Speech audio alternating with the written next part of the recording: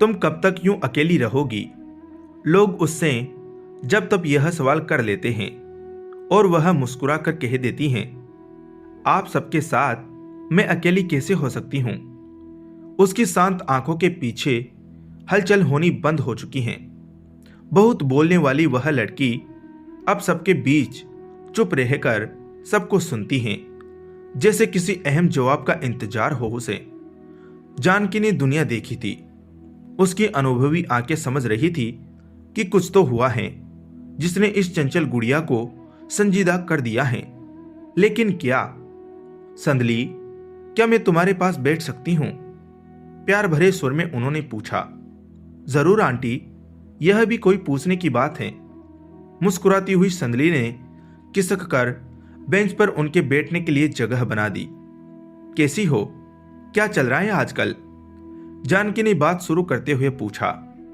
बस आंटी, वही routine, college पढ़ाई, संदली ने जवाब दिया। आप सुनाइए। बस बेटा, सब बढ़िया है। आजकल कुछ न कुछ नया सीखने की कोशिश कर रही हूं। चश्मे को नाक पर सही करते हुए जानकी ने कहा। अरे वाह, क्या सीख रही हैं इन दिनों? संदली ने कृत्रिम उत्साह दिखाते हुए कहा, जिसे जानकी समझकर भी अनदेखा कर गई। बस यही कि उन अपनों को कैसे अपना बनाया जाए जो मुझे अपना कहते तो हैं पर अपना समझते नहीं। जानकी ने लंबी सांस भरी और चश्मा ऊपर बालों में टिकाते हुए संदली की आंखों में आंखें डालकर अपन तो भरे लहजे से कहा। जानकी की बात सुनकर संदली की नजरें भी जानकी के चेहरे पर गड़ गई। भावुक नजरों से वह उनकी तरफ देखने लगी, जैसे वह कुछ समझने की भरपूर कोशिश कर रही हो। उसका गला भर आया। कुछ हिचकिचाते हुए रूंधे स्वर में वह बोली, नहीं आंटी जी, जैसा आप समझ रही हैं ऐसी कोई बात नहीं है। बस मैं अपना दुख बताकर किसी और को दुखी नहीं करना चाहती। बेटा, क्या मैं समझती नहीं हूं? पति के निधन के बाद यूं अकेले जिंदगी काटना आसान नहीं होता। जब तुम्हारे पति के रोड एक्सीडेंट की खबर सुनी, मन दहल गया था। 2 दिन तक गले के नीचे एक कोर तक न उतरा था मेरे। और विक्रम ने तो अपने आप को कमरे में ही बंद कर लिया था।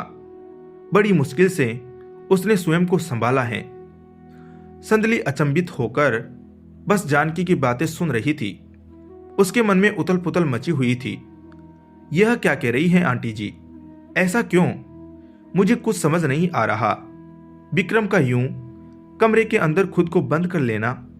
आंटी जी प्लीज खुलकर बताइए, आखिर आप कहना क्या चाहती हैं?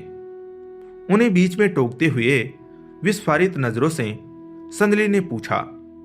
बेटी, लखनऊ से ट्रांसफर लेकर जब हम दोबारा इस शहर में आए तो तुम्हारे बारे में हमें सब पता चला। जब तुम्हारे घर गई तो पता चला कि तुम यहां हो, इसलिए तुमसे मिलने यहीं चली आई। जानकी ने होले से संदली का हाथ अपने हाथ में ले लिया और बोलना जारी रखा। बेटी, विक्रम तुम्हें बहुत चाहता है। उसने कई बार तुमसे अपने दिल की बात बतानी चाहिए, पर तुम तो जानती ही हो कि वह कितना शर्मीला है। कभी किसी लड़की से बात नहीं करता। तुम जब भी कभी बीमे के साथ घर आती थी, वह किचन में मेरी मदद करने के लिए दौड़ा आता था और तुम्हें देखने के बहाने मेज पर नाश्ता भी खुद ही लगाता था। वह मन ही मन तुम्हें चाहने लगा था बेटी। तुम्हारा नाम सुनते ही उसका चेहरा टमाटर की तरह लाल सुर्ख हो जाया करता था। मैंने उसके मन को बाप लिया था, इसलिए जब उससे तुम्हारे बारे में बात की तो उसने मुझसे अपने दिल की बात कह दी। बेटा, किसी अच्छे मौके पर तुमसे इस विषय पर बात करके हम तुम्हारी मम्मी पापा से मिलने की सोच रहे थे, लेकिन शायद ईश्वर की कुछ और ही इच्छा थी। तुम्हारी शादी तय हो गई। एक और जानकी बोली जा रही थी, दूसरी ओर संदली की आंखों से भर भर आंसू बह रहे थे। वह न जाने क्या सोच रही थी। उसकी खुशी में ही मेरी खुशी है बेटी। उसकी पसंद तुम हो। कहो, क्या तुम मेरे बेटे से शादी करोगी? बोलो बेटा, क्या मेरे विक्रम से शादी करोगी?